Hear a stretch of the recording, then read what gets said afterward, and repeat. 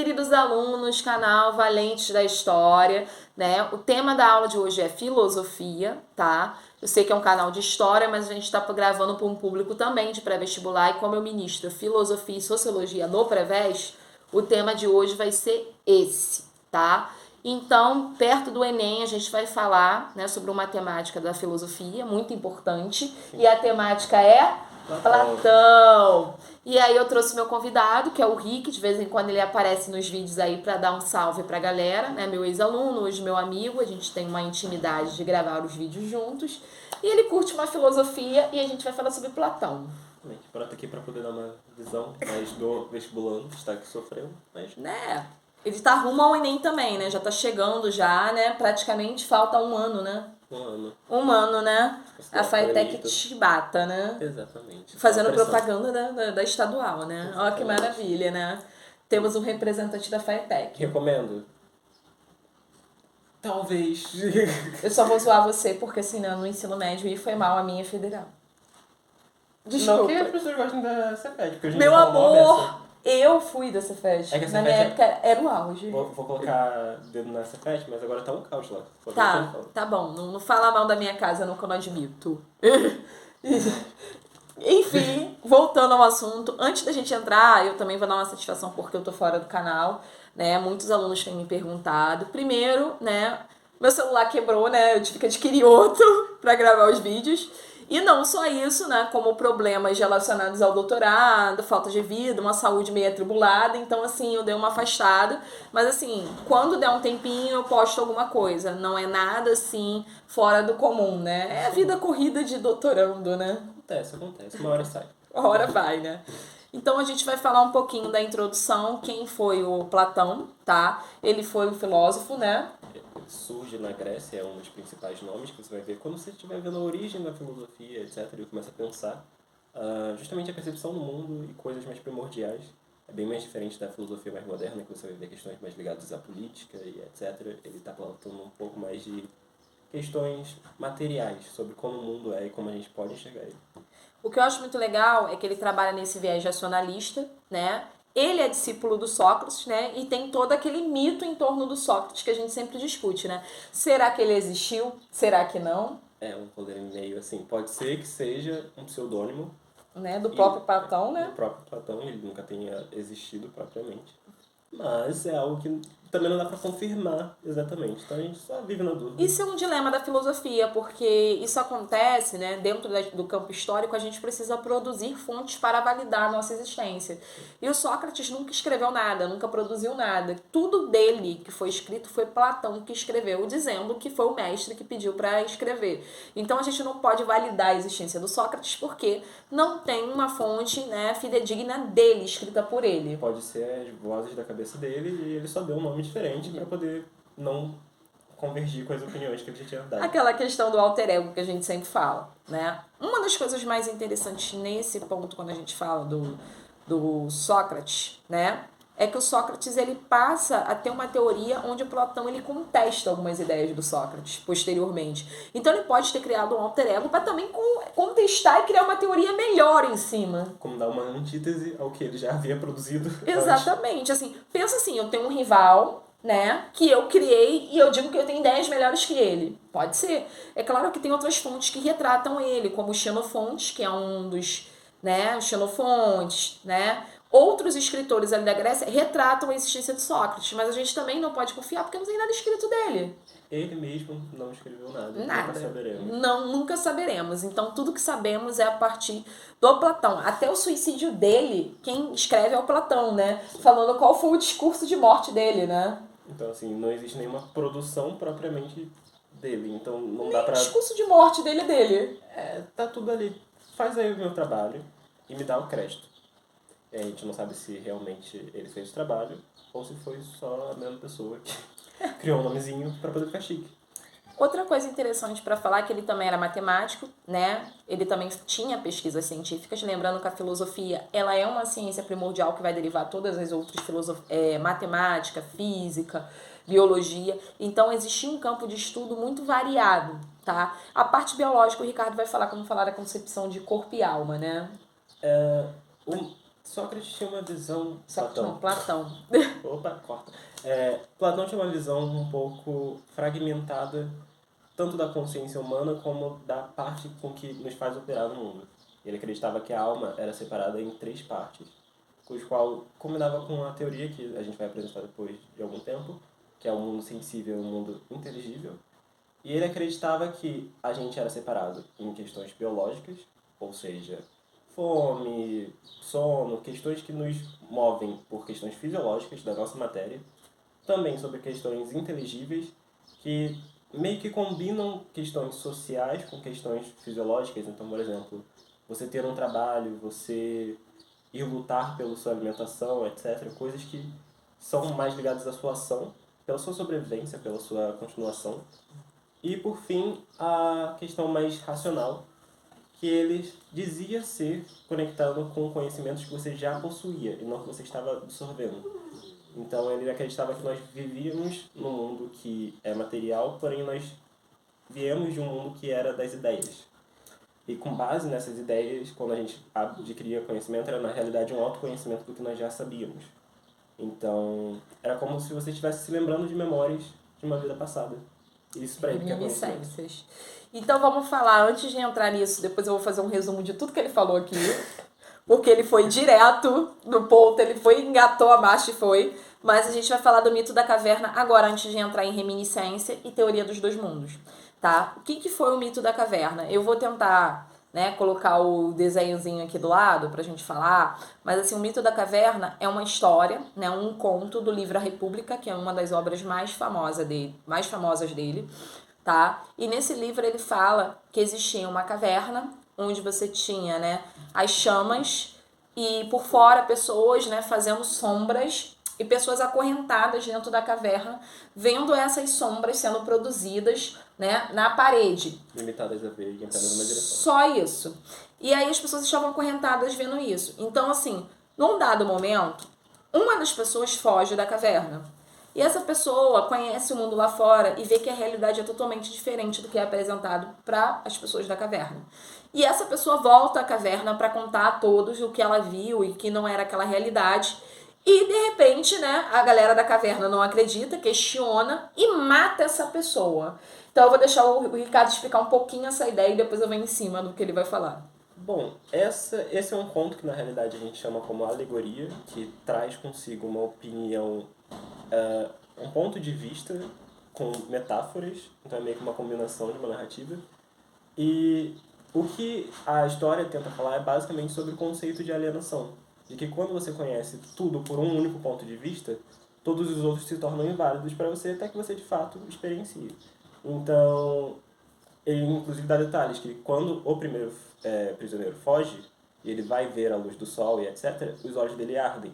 Então, é primeiro uma rejeição e depois uma absorção Da própria realidade. Da própria realidade. Só que quando você vai passar isso para outras pessoas que não têm acesso, a questão é que as pessoas não são receptivas, como naturalmente você seria... se você tivesse visto aquela realidade também. Pelos seus próprios olhos. Então, trata-se muito sobre essa questão, porque quando os prisioneiros estavam, talvez tenha ficado um pouco confuso na explicação, mas presos, observando apenas a sombra na parede, eles acreditavam que o mundo era inteiro de sombras. E quando eles perceberam, no caso o que fugiu, que o mundo tinha cores, que o mundo tinha diversas outras nuances, foi algo completamente diferente para ele, que ele não conseguiria nem explicar para as pessoas que nunca tinham visto isso. É como se você tentasse inventar uma nova cor. Você não conseguiria. É como se você contasse uma história fantasiosa, mítica pra alguém e a pessoa falasse, é mentira. Tá bom, você endoidou. E aí foi mais ou menos isso. O resumo disso tudo é que esse prisioneiro, tá? É que ele é o filósofo, né? O filósofo, ele sai da caverna, ele procura buscar, questionar o sistema e aprender questões. Ele busca o novo, busca estruturar as ideias. Então, esse filósofo, ele vai trazer o conhecimento, ele vai construir o conhecimento a partir das perguntas filosóficas, que eu já expliquei no pré-vestibular o que é, e aí ele vai trazer esse conhecimento para as pessoas que estão na caverna. E muitas das vezes as pessoas não vão aceitar. Então, o prisioneiro que é assassinado é o filósofo que está sendo detentor do conhecimento na história. Exatamente. E aí é por isso que a filosofia tem um principal papel de criação da ciência. Porque é quando você quebra com a sua perspectiva que você conhece novas cores da realidade. Com base nisso, você consegue teorizar em cima. Então você precisa primeiro sair da sua caverna para entender esses conceitos novos que você vai aprender. Agora a gente vai entrar na teoria dos dois mundos. Para o Platão existem dois mundos, ele falou até um pouco ali na introdução, que é o mundo das ideias, o mundo inteligível, tá? E o mundo sensível, o mundo físico, como vocês queiram entender. O que é o mundo das ideias, né? É aquele mundo onde tudo é perfeito, nada se desfaz, sabe? É um mundo onde você pode contemplar, por exemplo, uma árvore, né? Se você vê uma árvore na sua memória, né? Ela vai estar sempre ali. Você sempre vai imaginar a árvore da mesma forma. A árvore nunca vai estar destruída, porque a partir do momento que você visualiza a árvore e guarda na memória, ela sempre vai existir para você. Então, o mundo da ideia, o mundo das ideias é um mundo perfeito, onde não tem qualquer mudança visível, é um mundo de perfeição de status. Já o mundo sensível, por exemplo, se eu tenho uma árvore, cai um raio nessa árvore, ela vai ser queimada, destruída, ela pode não existir mais. Então, assim, para o Platão, o mundo das ideias seria um mundo perfeito, né? Onde nada pode ser mudado, onde nada pode ser perdido. Agora, o mundo sensível é um mundo efêmero, onde tudo se perde, tudo se desfaz de uma certa forma, que é o mundo que a gente vive. Parafraseando Lavoisier, tudo se modifica. Então, assim, o que as pessoas utilizam, inclusive, no nosso vocabulário, então, por exemplo, o amor platônico, é justamente sobre essa ideia de permanência presente no mundo ideal. Então, Platão acreditava que o mundo que de fato é perfeito, que de fato a gente deveria basear a nossa vida e a gente deveria priorizar, é o mundo das ideias, onde está mais ligado à teoria, a expectativas sobre as coisas, enquanto vai contra uma noção mais sensível. Sensível está ali relacionado a sentidos e não a sensibilidade. Mas você pode tocar nas coisas, você pode enxergar nelas. E isso vai ser uma memória que vai criar. O que Platão sempre fala não é sobre o toque que você fez, mas sim sobre a memória que você construiu daquilo. Essa memória vai permanecer com você para sempre, mas o que você tocou pode sofrer com processos naturais, pode se tornar outra coisa, e tudo isso está fora do seu controle. O mundo das suas ideias você pode ter mais controle sobre. Então é muito legal essa teoria, né? Porque eu acredito, né, que o mundo sensível entra dentro da questão da dualidade do corpo e alma. Por quê? O corpo estaria dentro do mundo sensível, que é o sentir, é o tato, é o toque, é o sentimento, né? A sensibilidade, vamos ser mais práticos. Já o mundo das ideias seria a alma, o interior, a mente, o intelecto. Então seria tudo aquilo que a gente não pode, né, tocar. Então seria uma dualidade de dois mundos, um mundo perfeito e um mundo onde o toque e a sensibilidade se, né, esvai, né? O que Aristóteles depois vai chamar como a forma que não possui matéria. Então você consegue formatar coisas na sua cabeça. A própria palavra imaginar vem de imagem. Você consegue criar, mas você não consegue tocá-las. É algo que está na sua cabeça. Para ele, esse é o ideal. E o que a gente tem como sensível, na realidade, é mais supérfluo do que as ideias. Que é bem contrário com a visão da maioria dos outros materialistas. O Aristóteles ele vai contradizer o Platão, né? Porque ele vai dizer que não existe mundo das ideias. Para ele, só o mundo sensível, que toda experiência que você tem é a partir da experiência sensível, do toque, da prática, né? Do sentir.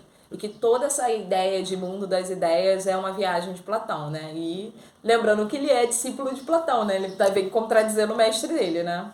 Na realidade, a graça foi uma sequência. Foi um, tipo assim, bom, eu acho isso. Aí depois vem outro, não. Na realidade, não. Mas, e aí foi nessa antítese que rolou o crescimento da filosofia como a gente tem hoje. E aí a gente entra na teoria da reminiscência, né? Que é essa separação de corpo e alma, tá? É uma teoria interessantíssima, tá? Onde, pro Platão, né, todo conhecimento que você tem, né, você não adquire da experiência do mundo sensível, é um conhecimento latente que já vem do mundo das ideias. Ou seja, você nasceria com um conhecimento latente dentro do seu interior, que viria de outras vidas, né? Porque para Platão existe essa dualidade de corpo e alma, sua alma traria esse conhecimento. E quando você viesse em prática, né, no mundo prático, no mundo físico, você, né, colocaria esse conhecimento aos poucos para fora, o que Aristóteles contradiz, né? Exatamente.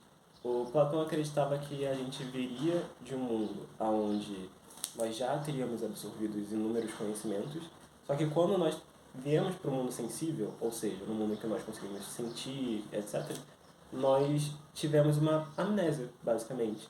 E o conhecimento, para Platão, é justamente quando a gente começa a retornar essas essas memórias que nós já tínhamos. Então, ele acredita que o mundo ideal é mais importante porque ele é o que nos conecta ao conhecimento que nós já temos. Enquanto o sensível é meio que algo que mascara o que há de mais profundo para ele. Que é justamente essa subjetividade mais filosófica, enfim. E ele divide, né? Ele trabalha também com o processo de classificação das almas, né? Que é a metempsicose. Ele vai falar que cada alma vai ter um seu lugar no mundo, uma classificação, né? Uma hierarquia. E aí ele diz que existem as almas de ouro, que seriam os magistrados, os políticos, as pessoas que estão acima do governo, tá? Existiriam as almas de prata, que seriam os guerreiros, tá? O dever seria proteger, o outro dever seria governar, tá? Do primeiro. E terceiro, existiria as almas de bronze, que seriam, né, os trabalhadores, né, que o dever era suprir a cidade, suprir as necessidades ali do campo do trabalho. Tá? Isso também tem muita conexão com as críticas que ele fazia à própria democracia ateniense. Então, ele, assim como Sócrates, que novamente vale destacar pode ser a mesma pessoa, tinham críticas muito bem formadas contra a questão da democracia de Atenas, porque era muito mais focado em uma questão mais aristocrata, então se você tinha pais nobres é um termo meio, enfim, mas pessoas ricas, de maneira geral, tinham mais poder político, enquanto para Platão o que era mais importante era o quão conectado você era com o seu mundo ideal, com a sua reminiscência. Então para ele separava justamente das pessoas que deveriam ter mais poder político com base nessas concepções que ele tinha de alma, no papel que elas tinham no mundo. Sabe o que eu penso? Ele tinha uma visão oligárquica de governo, né? Um governo dos melhores.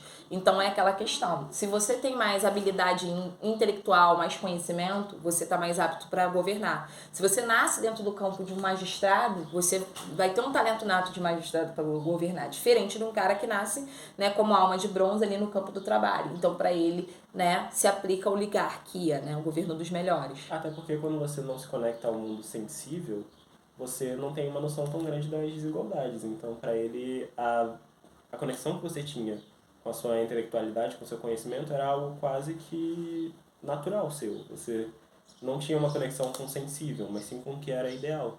Então, existiam pessoas que conseguiam se conectar, que tinham essa alma de ouro, mas existem pessoas que não tinham esse mesmo privilégio. Para ele, essas pessoas não deveriam ter o mesmo poder de decidir, né? Poder de decisão. E aí tem a teoria das almas gêmeas, que eu pesquisei e achei muito interessante. Eu não sabia que o Platão ele é um dos primeiros gregos a desenvolver essa temática. Estava até falando com os alunos esses dias, porque eu vi uma questão de vestibular que falava do amor na visão platônica, tá? E como o amor se dá para Platão.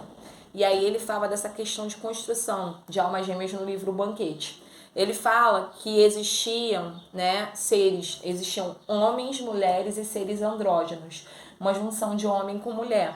E aí esses seres andrógenos, eles começam a descobrir, né, que essa junção é muito mais poderosa do que ser só um homem e mulher. E eles tentam dar um golpe no Olimpo e retirar o poder de Zeus. Né? É interessante a história porque Zeus pune eles. E aí Zeus corta eles ao meio, separando as outras metades. E muitos deles morrem porque eles eram muito ligados, né? E começam a sofrer desesperadamente. E aí o Platão ele explica que Zeus acaba se penalizando pelo que fez. E aí os órgãos deles, né? Vou falar um termo aqui mais científico, os órgãos sexuais são virados para trás. Então Zeus vira para frente, né? Torna assim um padrão da gente. E aí eles se unem toda vez que eles, né, se encontram como é que eu falo, no ato sexual, né? Timidez no meio das câmeras, né? Quando fazem amor, né? Então a teoria das almas gêmeas seriam que eles seriam parte da mesma coisa, parte da mesma essência, teriam sido divididos. E que toda vez que você encontrasse a sua alma gêmea, é como se um pedaço seu se reconectasse, né, aquele ser andrógeno e vocês se tornassem um único, né? Um único ser novamente. Exatamente, era como se fosse o mesmo corpo se reformulando. Ele havia sido destroçado. É interessante essa temática, né? Eu acho muito... É romântico, mas é interessante. Heteronormativa? Talvez. Talvez. Mas naquela época era normal.